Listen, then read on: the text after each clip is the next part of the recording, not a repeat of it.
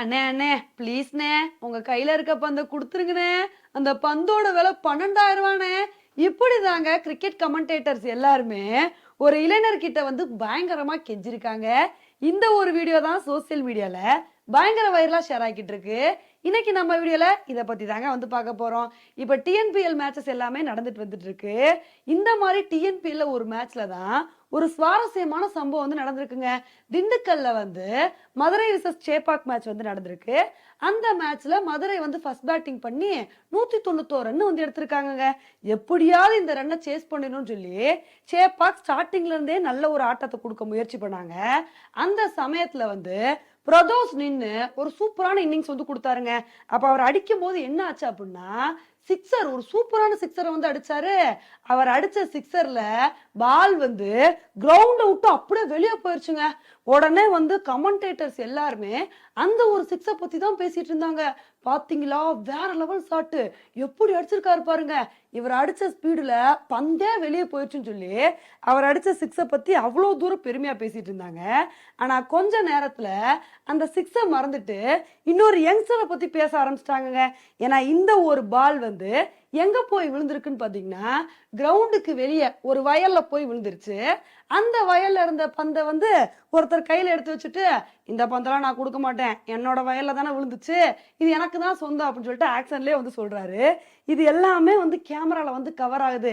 சரி, கடைசி வரைக்கும் அந்த பந்தை அவர் கொடுத்துருவாரு அப்படின்னு சொல்லிட்டு பாக்குறோம். ஆனா அவர் வந்து கொடுக்காம கொஞ்ச தூரம் நடந்து போய் அந்த வயல்ல வந்து ஒரு கயற்கட்டில் வந்து இருக்குங்க, அதுல ஏறி ஜம்முன்னு படுத்தாரு. இதை வந்து பார்த்த உடனே கமெண்டேட்டர்ஸ் எல்லாருமே ஷாக் ஆயிட்டாங்க. என்னப்பா இது, 12,000 ரூபாய் பந்தை எடுத்து போய் அசால்ட்டா ஒரு பாட்டுக்கு மல்லாக்கா படுத்தாரு. ஆனா கொடுங்கண்ணே, அந்த பந்தோட மதிப்பு 12,000 ரூபாய், தயவு செஞ்சு கொடுங்கன்னு சொல்லி இந்த மாதிரி கெஞ்சிருக்காங்க. இப்ப இந்த ஒரு வீடியோ தான் சோசியல் மீடியால பயங்கர வைரலா ஷேர் ஆகிட்டு இருக்குங்க. ஆனா என்னதான் சிக்ஸர் அடிச்சு கிரவுண்டுக்கு வெளியே பந்த பறக்க விட்டாலும் சேப்பாக்னால இந்த மேட்சை ஜெயிக்க முடியலங்க. 20 ஓவர் முடிவுல 182 ரன் மட்டும் தான் எடுக்க முடிஞ்சுச்சு. இதனால இந்த மேட்சை மதுரை ரொம்ப அழகா 9 ரன் வித்தியாசத்துல வின் பண்ணிட்டாங்க. இருந்தாலும் இந்த ஒரு விஷயம் வந்து ரொம்ப சுவாரஸ்யமா வந்துருந்துச்சுங்க. கிரவுண்டுக்கு வெளியே பந்து போனதாகட்டும், அந்த பந்தை வச்சுக்கிட்டு அவர் இருந்துகிட்டு இதெல்லாம் கொடுக்க மாட்டேன்ப்பா, நான் போய் என்னோட கட்டுல மல்லாக்க வந்து படுக்க போறேன்னு சொல்லிட்டு அவர் போய் படுத்ததாகட்டும், இதெல்லாமே வந்து பார்க்கும்போது நமக்கு ரொம்பவே இன்ட்ரெஸ்டிங்கா வந்து இருந்துச்சு. இதே மாதிரி நம்ம கையிலே வந்து பந்து கிடைச்சிச்சு அப்படின்னா நமக்கு ரொம்பவே சந்தோஷமா வந்து இருக்குங்க. இது மாதிரிதான் டிஎன்பிஎல்ல நடக்கிற இன்சிடென்ட்ஸ் எல்லாமே ரொம்ப இன்ட்ரெஸ்டிங்கா வந்து போய்கிட்டு இருக்கு.